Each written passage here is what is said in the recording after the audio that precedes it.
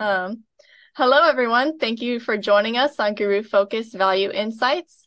We are pleased to have Bill Smead, the founder, CEO, and CIO of Smead Capital Management, join us today. Founded in 2007, his Phoenix, Arizona-based firm encourages investors to fear stock market failure through a low turnover, differentiated value discipline, seeking wonderful companies to build wealth. Prior to establishing his firm, Bill was the managing director and portfolio manager of Smead Investment Group of Wachovia Securities. Previously, he was with Smith, Barney, and Oppenheimer & Co. He began his career in the investment business with Drexel Burnham Lambert in 1980. Bill has been a guest twice on our Value Investing live stream series and has been a speaker at the GuruFocus Value Conference in Omaha, Nebraska on 2 occasions. Thank you for joining us today, Bill. Thanks for having us. All right, just to get started, jump on in. Could you elaborate a bit on what it means to fear stock market failure? Is this in reference to individual investments or overall performance? Well, we know a lot about the human condition. And we used to joke in the stock brokerage business that dogs chase cars and people chase stocks. And neither one of those has a tendency to end up well. So people are inclined to want to participate in popular securities and on popular trends that have been maintained for a significant period of time. And what you need to do is to buy meritorious businesses when what John Templeton said at the point of maximum pessimism is when you're going to get the best returns. So we think that most individual investors do not succeed creating their own diversified portfolio, mostly because they don't hold the securities long enough. And then we know from the statistics that most active investors have had a very difficult time keeping up with or beating their indexes. So the way I like to think about this was, Buffett got together with guys that he had gone to Columbia Business School with once a year, and they were all very successful investors. So he says, like rolling the dice in a game of dice, if you found out that most successful dice rollers all went to the same educational discipline, you might think there's something to that. Well, the answer is that there aren't that many successful dice rollers. And that's what made indexing so popular, what was the fact that not only do most professionals not beat the market, but most individual investors go down too many unfortunate rabbit trails.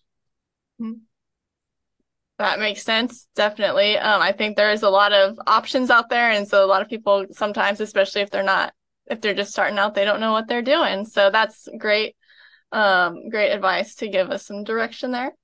How would you describe your investment strategy in the current environment of high inflation and elevated interest rates? Has anything changed?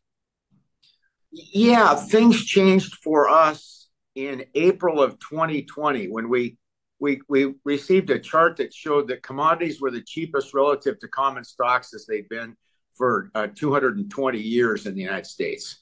And we do business in Europe, and 220 years isn't a long time in Europe because there's lots of buildings and roads that are 500 years old. But for the United States, that's really a long time. That's it. That's the whole history of the United States. So in a mean reversion trade that's likely to last 10 to 15 years, we had to get involved in an area that we had not been involved in at all, pretty much from, say, 2011 to 2019. The reason we weren't involved from 2011 to 2019 is they got caught up in the prior euphoria, what they called the brick trade, right? Mm-hmm. And so that forced us to look for ways through our 8 criteria for common stock selection to get at more cyclical businesses that were involved in the commodities. And the best way for us to do that is through an addictive legal drug called oil and gas. All right. Yeah, I think we're going to talk about that a little bit more later on. But yeah, definitely a good way to find different areas to figure out where people aren't looking or fall out of favor. But what particular metrics or factors do you pay the most attention to when analyzing a stock, regardless of market conditions? Well, we have 8 criteria for common stock selection, and we have a crack analyst team, a senior and 2 junior analysts, and so I've spent a lot of time teaching them the last year. And I always tell them we have 8 criteria, but if we could only have one, the one I'd want of the 8, if I couldn't have the other 7, is strong insider ownership, preferably with recent purchases. I'll give you an example. This morning, we own Target. We're very dissatisfied with what's going on with Target. So we compared it to Walmart. Well, what's the biggest difference on a controversial subject like what's going on with Target than insider ownership? 46% of Walmart is owned by the founding family, which is huge. That's enormous. 56% of UHAL is owned by the founding family. D.R. Horton still owns 7% of D.R. Horton, and Stuart Miller owns 7% of Lennar, but less than 1% of Target is owned by insiders. So here they are embroiled in a controversy, and we don't think that Target management is doing a good job of representing the owners because they're not that big owners. So if that's the only thing we knew, if Harold Hamm is buying $10 million every quarter of Continental Resources and he already owns 84%, the Smeads know, and the people at Smead Capital know, that if they didn't know anything else, that's a pretty good starting point. Definitely. I agree with you. Insider ownership can give you great insight, and definitely that I didn't know that about Walmart and Target, the founding families. That's really interesting. But moving on and going kind of back to something you touched on about regarding oil and gas, those companies appear to be out of favor kind of currently due to the transition to green energy, or the hopeful transition to green energy, rather. You have sizable holdings in several companies like Occidental, Devon Energy, APA, and Oventive. Do you think these companies are looking to shift toward renewable energy sources as well, or are they betting on the continued need for fossil fuels? How can they continue to, stay afloat? Well, by the way, they're making money hand over fist, so it's not hard to stay afloat when you're making enormous amounts of money. But we have a classic conundrum here. The conundrum is that 40% of electricity in the United States is made with natural gas. 95% of the generation of moving cars and trucks around the country are from either gasoline or diesel. And then there's just a myriad of products that are made, with fossil fuels, right? Plastics and all kinds of other things that make our society work. So there is a religion that has developed around environmentalism, and it's not a sin to be religious, but it's a sin to confuse your religious attitude with economics. So here's the economics. Almost everything that's being invested in clean energy is unprofitable, even with massive subsidies, and they are massive. What we affectionately call the Inflation Creation Act, which I think was called, I can't remember, but because I've called it Inflation Creation Act so many times. Even after getting $1 trillion worth of subsidies, these businesses are all losing money. If you check the last week or two in the stock market, a number of clean energy companies have announced bad results, and the stocks that got drubbed into the floor. Well, in the 3-year stretch, 2019, 2020, and 2021, there was $437 billion invested in clean energy ETFs and $2 billion invested in oil and gas. Okay? Yeah. Now, this year, oil and gas has not done well, but it was spectacular in 21 and 22. And we have a chart that shows that the current move in oil and gas is tracking almost exactly with what happened between 1971 and 1981 and between 1999 and 2011. Now, I think this is going to go toward answering one of your future questions. So what did 71 to 81 and 99 through 2011 have in common that made oil and gas such a good place to be invested? And the answer is the classic definition of inflation is too many people with too much money chasing too few goods. So in the 1960s, the United States fought a very expensive war halfway around the world in a country called Vietnam, well known to people younger than myself through the movie Forrest Gump, right? Everybody knows the Vietnam War because of Forrest Gump. So the government borrowing for that war and President Johnson's Great Society legislation, which in the history books is called Guns and Butter, was the largest government borrowing other than World War II in that whole stretch of 50 years. And it got monetized. So baby boomers were 75% more humans than the age group before them. The silent generation was 44 million people. The baby boomers were 75 million. So 75% more people with too much federal government monetized debt were chasing too few goods that got exacerbated by the Arab oil embargo in 1973-74. Fast forward to 1999. The Chinese communist, totalitarian communist government said, hey, let's try a command economy where we let these people do capitalism, right? Do capitalistic business under the guise of a totalitarian communist government. So they did. Well, last time I checked, that was about 1.2 billion people with way too much Chinese government monetized debt chasing too few goods. And what happened? From 99, the price of oil went from 11. The peak was 2008, but still in 2011, the price was $115 a barrel, an 11-fold increase in the price. Too many people with too much money chasing too few goods.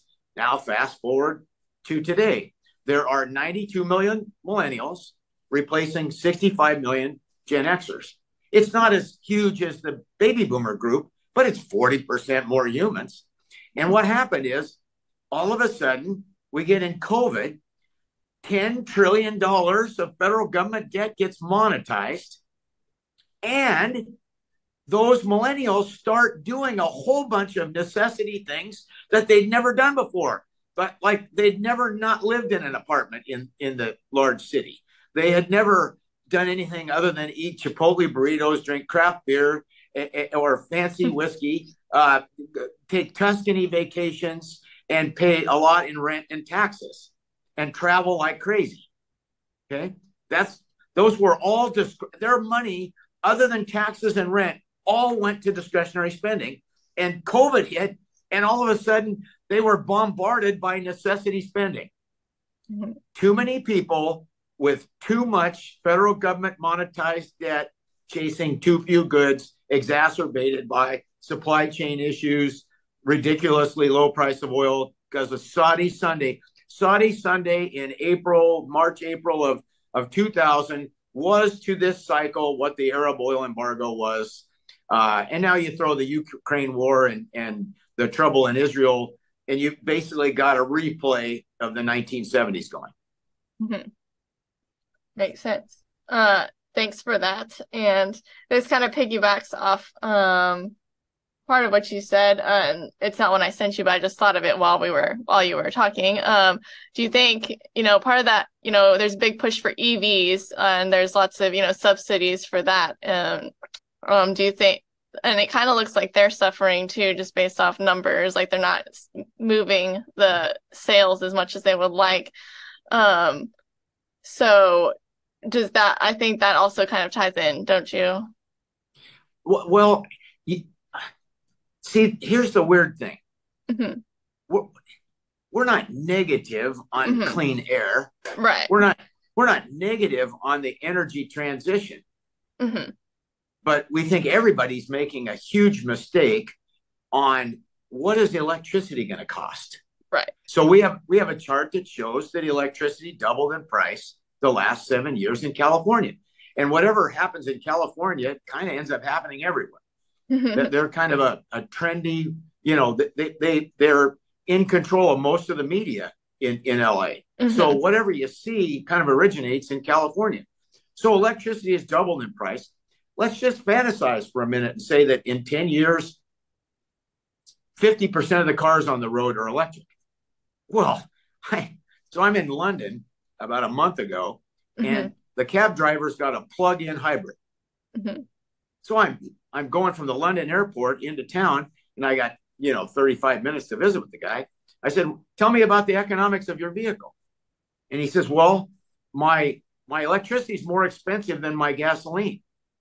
I said, "Really? Why is that?" He says, "Because I got to stop work for a half an hour to plug in." So mm-hmm. you count my lost labor into the cost of electricity. And that's without the electricity going up in price. Yeah. Right? So mm-hmm. The oil and gas industry might as well be called the tobacco industry. But for a few different reasons. First of all, the same thing is there was a moral campaign, which, by the way, I think was a good campaign against cigarettes. I've never owned tobacco stocks, not because I didn't know how profitable the business was. I begged my mom to quit smoking for 10 years and unsuccessfully. And I thought, I don't want to make money off somebody else's mom being in that situation. But the United States government in 1970 said you can't advertise cigarettes on TV and radio. Mm-hmm. And for 40 years, tobacco companies were divested for moral reasons. Well, go to Europe. You want to see morality. I mean, there is a religion around ESG and clean energy. Mm-hmm. I doubt Al Gore and John Kerry are the high priests over there, but they're the high priests here. Mm-hmm. And that religion, I mean, they are vitriolic. Our sales team that represents us over there, I mean, they're looking for meetings among a third of the people that asset allocate over there, because 2/3 of them won't even take a meeting with somebody that owns oil and gas. Interesting. Right. So mm-hmm. there is a religion around this thing. But the beauty of it is from 1970 to 2010, the price of a package of cigarettes went from 20 cents to $5. So even though Philip Morris was selling fewer cigarettes in the United States in 2010 than they were in 1970, they were making way more money because the price went up 16-fold on their part of the pack of cigarettes. The other half was federal, state, and local taxes, went from mm-hmm. 5 cents to $2.50 in that time period. So what's the moral of the story? The moral of the story is you wouldn't know who Peter Lynch was. That Philip Morris was his largest position. Mm-hmm. Right? Mm-hmm. So that's that is what happens when a good that is created in a way that causes more and more scarcity goes up more and more in price and makes the owners and producers of that product rich. Right, And right. that's what we expect out of the oil and gas business. Again, those two prior eras, 71 to 81, we're 3 years into this era in oil and gas. Those eras lasted, 10 to 12 years. And probably 2/3 of the money that you made in the oil and gas business in those prior eras happened in the last 6 years of the era. Mm-hmm. So we've only just begun to live, I think the lady saying one time. White lace and promises and a skip for luck, and we're on our own way. And yes, it's just begun. All right, that makes sense. Thank you for that. And this kind of piggybacks off of the previous two questions. And you mentioned the chart, which I believe is also in this missive that you wrote, Energy Magicians, where you discuss the rising electricity prices due to declines in production of oil and gas. And you also note that the renewable energies might or might not develop to meet the projections for increased energy demand. What sorts of obstacles do companies that are looking to produce clean energy have to overcome? Well, one, the wind doesn't blow all the time. Mm-hmm. And the sun doesn't shine all the time. Mm-hmm. And the sun shines in Arizona almost all the time. But in Seattle and Portland, it almost never shines. Mm-hmm.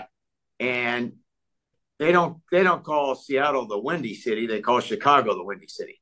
Now, where are you going to put the wind turbines in Chicago? Good question. And the answer, it's another not in my backyard kind of thing, like nuclear power was. Not in my backyard. So, look, I think wind and solar will develop. Mm-hmm. But almost all of that's going to be needed to cover the decline in coal-fired plants. Mm-hmm. 19.5% in 2022 came from coal-fired. We're closing those as fast as we can. By the way, Fukushima, in the aftermath of Fukushima in Japan, they went from 54 reactors to 7. And they're now 70% coal-fired in Japan. So Japan, China, and India are 70% coal-fired. Germany is huge coal-fired. France is nuclear. We don't have any nuclear. And we're eliminating coal-fired, which was 19.5%. So the wind and solar, they got to double just to make up part of what we're going to lose in coal-fired. Mm-hmm. I can't see natural gas not getting way more expensive. I just can't see that. And that's kind of the lonely stepsister of the oil and gas companies, right? Mm-hmm. That's the relative no one wants to talk about, because the price has been so cheap that it's been a detriment to stocks like Devon and Apache and Ovintiv. But at some point in time, it might be a gold mine. It's definitely a great perspective, and I actually hadn't thought about some of those things before, so thank you for that. But, shifting focus a little bit, another industry you like or see a lot of potential in currently is home builders. Warren Buffett recently bought a handful in the second quarter, some of which I think you own already. With interest rates so high currently, what do you find appealing about these companies? Are there any major risks? By the way, we're huge Warren Buffett, Charlie Munger fans, mm-hmm. right? I've gone to the meeting like 12, 13 times. And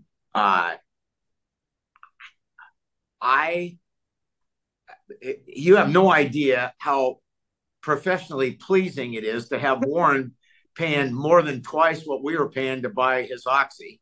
And then for them to pay 2+ times what we were paying to buy our home builders. Now, let me frame this in a Warren Buffett way to help you understand what's changed there. So back in 2008, 2009, Warren Buffett started buying Burlington Northern Railway. And Warren had grown up in Omaha, which is the crossroads of America when it comes to the railroads. That's where the East and the West meet. And so Warren said, we got all the way down to 4 railroads and things had changed. And what he's saying is the fundamentals of the industry have changed dramatically because there's only 4 railroads, which means that those four now have a very wide moat. Okay.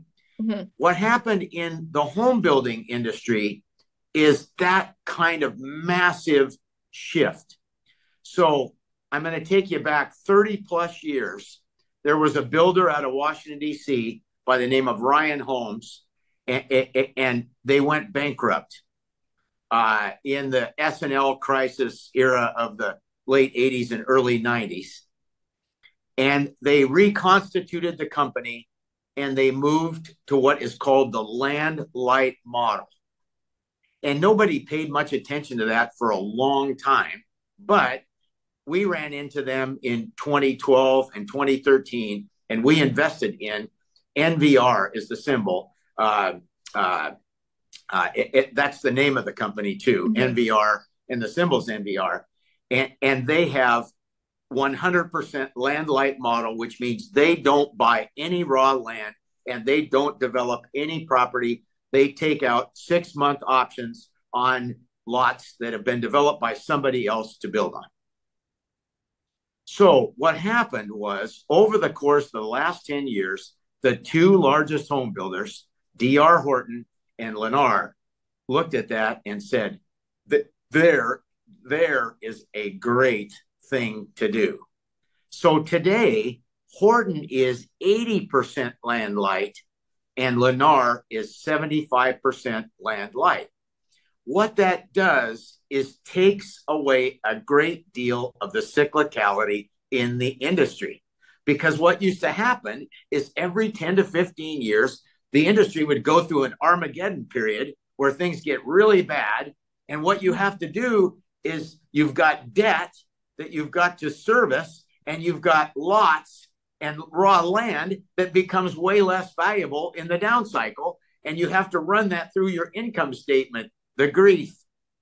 And that's what caused NVR to go out of business in the early 1990s and have to reconstitute itself. But guess what? We just had the most difficult thing you could possibly throw at the home builders in the last 3 years. We raised rates more in 18 months than we had ever raised interest rates. Right? We went from Fed funds of 1/4 to Fed funds of 5 1/4. Okay. Right. But they no longer are buying raw land. They're no longer leveraged. I think I'm not looking at it right now. One of the two has way more cash than debt, and the other one has as much cash as debt. I'm talking about Horton and Lennar. And they're no longer big land developers as part of what they do. So they're still highly profitable, generating very high returns on equity. And there's nothing that Buffett likes better, and his people that are picking stocks like Todd Combs and Ted Weschler, than buying a high return on equity business that has 92 million potential customers coming. Mm-hmm. Right? A large demographic population group that's 40% bigger than the prior. So that's it's just fantastic. So the industry has changed. They're home manufacturers. They're not land developers, but they're trading as a group at 8 times earnings with 20+% return on equity. Where else can you go to buy a company that has a bright 10-year future at 8 times earnings with high return on equity? The answer is maybe in oil and gas. Well, thank you so much. In your third quarter U.S. Value Strategy newsletter, you note that there are a number of industries that will benefit from millennial consumers, which you've touched on a bit previously. And these include like home builders, financial institutions, and certain retailers. Do you think these same areas will continue to benefit from the Gen Z demographic a few years down the road? Or do you think some trends will shift toward other sectors? Obviously, homes will probably stay, but, if we were in the same room, I'd give you a kiss on the cheek, okay? Because you've made a great point. There are 180 million people in the United States that we count below 40. out of 330 million people. Now, in the short run, that doesn't make that much difference. But over 10 or 20 years, that's great for business, right? That's just a lot of people that are coming. And so the group behind the millennials are just as big. So we've just got waves. And let me give you one topic that this applies to. Should we be really worried about the Social Security system? No, because we're going to, 10, 20 years from now, we're going to have way more people paying in than we have taken out. Because unfortunately, my group is going to die off. We were a big group at one time, but we're dwarfed by the people under 40. So when all the millennials and all the Gen Zs get into paying jobs, they're all going to be paying into the system. And the boomers, which were the biggest group before, are going to be much smaller by then. So why is anybody worried about the health of the Social Security system? I don't know. Makes no sense at all. The future is very bright for the Social Security system. So what's my point? So we had a chart back in 2018 that showed how much millennials were going to impact about 20 different industries, mostly surrounding necessities. And of course, home was number one. Home mortgage was the number one increase in expense. But car purchase, car insurance, kids' clothes, yada, yada. It was just a list of necessities. We are still very bullish on that. We're very unhappy with the way Target is being managed right now as a company because their bread and butter is moms. So run the dang business to make them happy, right? They make the world go round. So when it comes to making money from millennials, what you have to do is refer to the progressive auto insurance companies with Dr. Rick. You have to assume that they're going to be like their parents when they're 55. So just invest in the companies that will receive their purchases over the course of the next 10 to 20 years, and you could do quite well, we think. Okay, great. Thanks so much. Moving on to another bit of a trending topic for this year regarding AI. What are your thoughts on its prospects and impact? Are there any aspects of it that give you a pause or cause for concern? Well, do we have enough time for me to tell a short joke, or should I not? Of course, you can. We have lots of time. So. Okay. So Satan had a big convention, and he brought in 10,000 demons to a big coliseum. And he said, we got to come up with a new marketing campaign. We're not having as much success winning people to our team as I'd like. So let's break up into small groups, come back and make some recommendations on how we might market hell better than we have. So they gather together, and a demon raised his hand on the left, and he says, what do you got? He says, well, we'll tell them there's no heaven. And all the demons go, great idea. And Satan goes, no. We've been doing that all along. That's not new. What else you got? Demon raised his hand on the right side of the room. Well, tell them there's no hell. And the demons all go, great idea. And he says, no, that's all been a key part of our existing strategy. Let's take a break, come back, and let's see what we can come up with. So they take a break, they come back. Satan walks in. He says, I had a brainstorm while we were out. I said, what we're going to tell him is there's no hurry. Okay, now, I hypothesize that about a year and a half ago, that the leaders of the major FANG and Magnificent Seven stocks got together and they said, hey, this financial euphoria created by zero interest rates and 1% interest rates was so much fun. How can we continue to market this to investors in a way that'll keep this financial euphoria going? And they said, well, let's tell them all about something that we've already been doing for 10 or 15 years called AI, and tell them there's no hurry. And guess what? That's exactly what's been going on.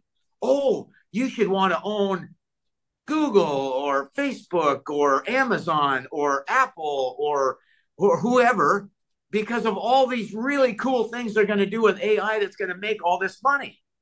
When the truth of it is, they were all already doing that stuff. And IBM was putting their AI product on Jeopardy in 2011 to compete on Jeopardy. Oh, I didn't know that. And they've been running commercials for their AI called Watson for over 10 years. So it's incredibly disingenuous. It is nothing but a marketing ploy.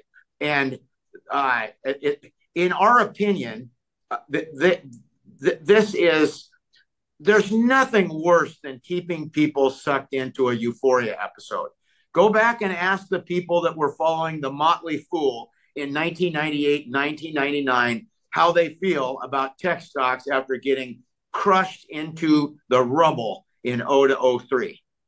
Okay. So we're not saying that those companies, those Magnificent Seven, aren't great businesses, and that they, not that they won't succeed as a business, but there is no pools of capital left on this planet that don't overown them already. Where would the capital come from to invest in them? And that is, I mean, the passive indexes are way overloaded in them. The hedge funds are making all their money from them,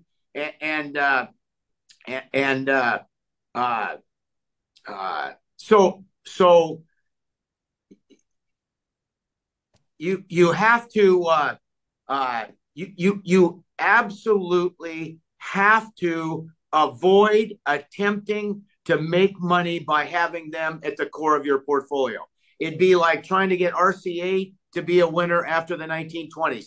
It'd be like the 24 stocks that were on the Nifty 50 list at both Morgan Guarantee and Kidder Peabody in 1972. Over the next 19 years, you underperformed the S&P by 50% if you owned the 24 stocks from the Nifty 50 list that was on both Morgan Guarantee and Kidder Peabody's list. It's a way to have stock market failure. Interesting. Thank you for that. You brought up a lot of points that I hadn't ever considered before, but yeah, you're right. There have been like a lot of AI technologies in existence already, and they're just now being like, hey, look, shiny, So yeah, that's definitely a good point. It's like a fishing lure, right? Fishing lures are shiny because they want dumb fish to come by and bite. Right. Definitely. That's definitely some great points that you made. So thank you for that.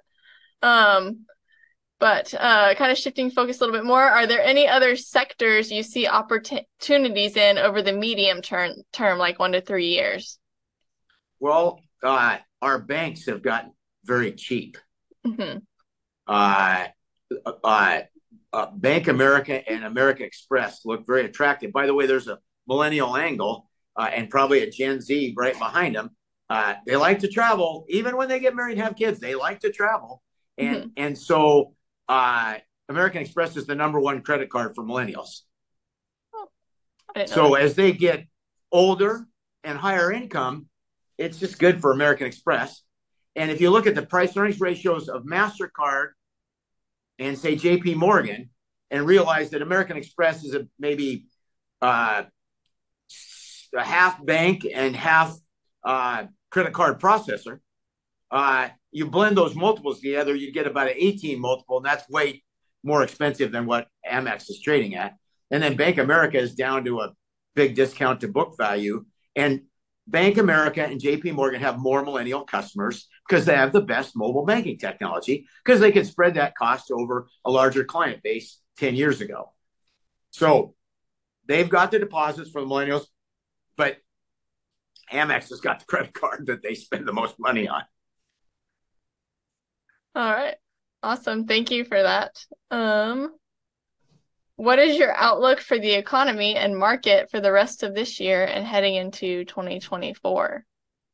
Well, from a historical perspective, you have to have your head in the sand a little bit to think that the Federal Reserve isn't going to succeed in slowing the economy down. But we have no ability to predict 6 to 12 months stuff like that. What we would say, though, if you go back and look at Warren Buffett's talk in '99, Summer, Sun Valley, Allen and Company, which is recaptured in the November 1999 Fortune magazine edition by Carol Loomis, who edits Warren Buffett's annual letter, you'll find that from 1964 to 1981, the United States economy grew 4.3% per year. And the stock market went nowhere. 1,000 on the Dow lasted from 64 to 1982. Okay? So what's the moral of the story? You can have very good economic growth and a lousy stock market for 10 or 20 years. Mm-hmm. Where are we right now? We got all these young people. Is the economy likely to be good as they get older or bad as they get older? And the answer to the question is, the more people between 20 and 50 you have, the stronger your economy is going to be. So guess what? In general, we likely have a stronger economy. And in general, when the economy is stronger, what ends up happening is interest rates stay higher and you get compacted price earnings ratios. Mm-hmm. So you got to be real careful with high PEs, and you got to look for your investments among below average PEs, among companies that might benefit from the commerce that is created by those people. That makes sense. Thank you. That's definitely good advice. And I know nobody has a crystal ball to see what's going on, but I think that's a good way to approach, or a good strategy to approach, like trying to figure out what's going to happen in the future, potentially. So, what is the most important advice you have for individual investors? What the most important advice you could give to individual investors? Mm-hmm. Well, since most financial advisors are statistically not likely to be great stock pickers, most individual investors are also not likely to be great stock pickers. So Jack Bogle's advice of using the index was good advice until what he recommended got too popular. and that's the problem. So the answer is to diversify your investments into attractively priced choices in asset allocation. So again, we're not asset allocators. Our fund trades at 11 times earnings. Mm-hmm. If you can go into non-U.S. market vehicles, like an international mutual fund, to get away from the concentration in popular U.S. stocks, that looks pretty meritorious. We have a strategy outside the U.S. run by my son Cole, my co-portfolio manager, and he's heavily invested in Canada and in Europe because there's lots of cheap stocks that fit our vision of the future. Of course, we advise them to seek out our strategy as part of what they do. But be very careful, and there are financial advisors that do a good job of guiding you toward meritorious asset allocation. There are good asset allocators out there, but again, there's way more people that think they're good at picking stocks than there are good stock pickers. I'd say like by a mile. I think if you ask 100 financial advisors, 50 of them will tell you they're good stock pickers. There's probably 10. But among those 100, there might be 70 that do a decent job of asset allocating. We like our shepherds. There's lots of what I call good shepherds out there, men and women of good quality and well-intentioned that shepherd people. And let me make a mention on that. Buffett's been kind of down on shepherds. I think the statistics from Dalbar show that people look after their own stuff significantly underperform those that have a good asset allocation strategy from a shepherd, even though you got to pay them, right? You got to pay more to have somebody help you. The Dalbar study shows that most of the people that do it yourself earn way below, they earn half the S&P return in the process, even though they save money on advice. Interesting. I had no idea. That's awesome. So, it's a good little plug there for for that. And then just kind of piggyback off what something you mentioned in your response. You mentioned you have some investments in Canada and Europe. Could you share one or two of the opportunities you see there? Well, in Canada, there are long life oil assets. Okay. For example, Ovintiv owns oil properties up in Canada. Now, ironically, that's why it's one of the cheapest American oil and gas stocks of merit, which is silly. Well, part of that is because the Keystone Pipeline got the kibosh put on it by the Biden administration, and so that makes it less easy to transport the inexpensive and longer life oil down from Canada down through to the mouth of the Mississippi River. So the bottom line is the same things we've been talking about. We own Canadian lumber producers because we like the U.S. homebuilders. That's where they buy their lumber. We like the oil and gas business in Canada. We like a couple of automobile manufacturers in Germany. Right there, there's a lot of meritorious, and because there are no Magnificent Seven stocks in Europe, their indexes, the index trade way cheaper than the American indexes. And therefore, if you're an out of favor stock in an out of favor country in an out of favor continent, it's pretty good shopping. That's good. So thank you for sharing those with us.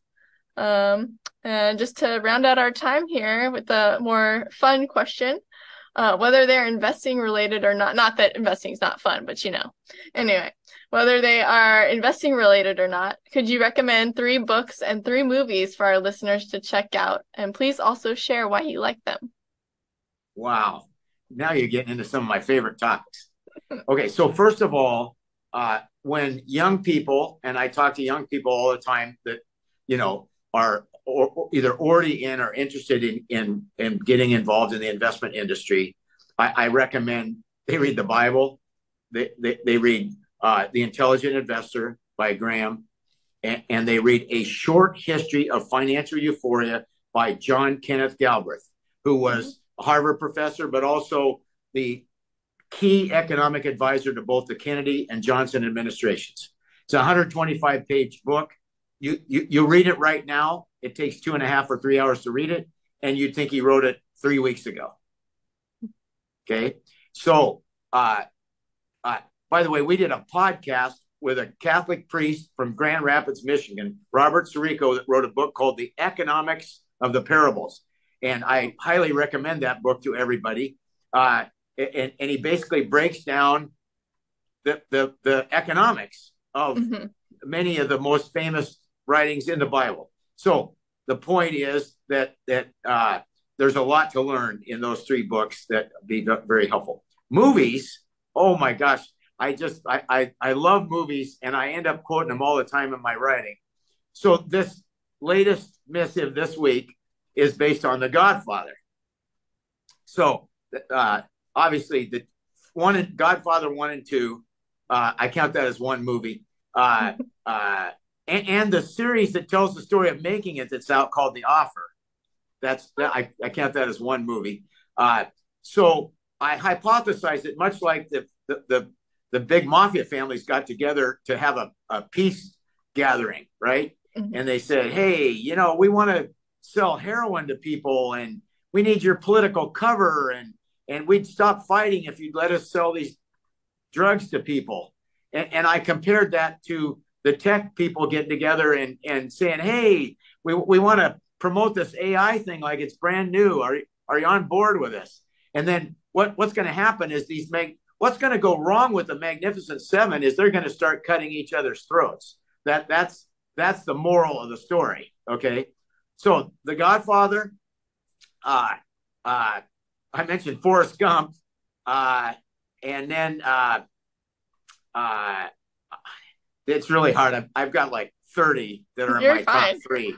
I'm a huge Jack Nicholson guy. So One Flew Over the Cuckoo's Nest, and it's 99. It's escaping the title's escaping my memory. He had a great line in there where the lady comes up to him. He wrote ladies novels, and lady comes, how do you write so well about women?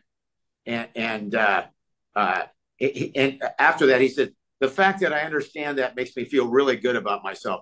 By the way, I have said that so many times. The fact that I understand that makes me feel really good about myself is, people that know me really well are annoyed. I've said it so many times because I don't know. By the way, we're liberal arts people. We know a little bit about a lot of things, right? We don't use algorithms in our business, other than the ones that are, human algorithms in the brain. But we call that real intelligence, not artificial. All right. Well, thank you for those recommendations. I'll be sure to check the ones out that I haven't before. There were a couple in there that sounded really interesting. But thanks again, Bill, for coming on and sharing your thoughts with us and answering our questions. And it's always a pleasure to have you. All right. Thanks for having us. Blessings. Thanks.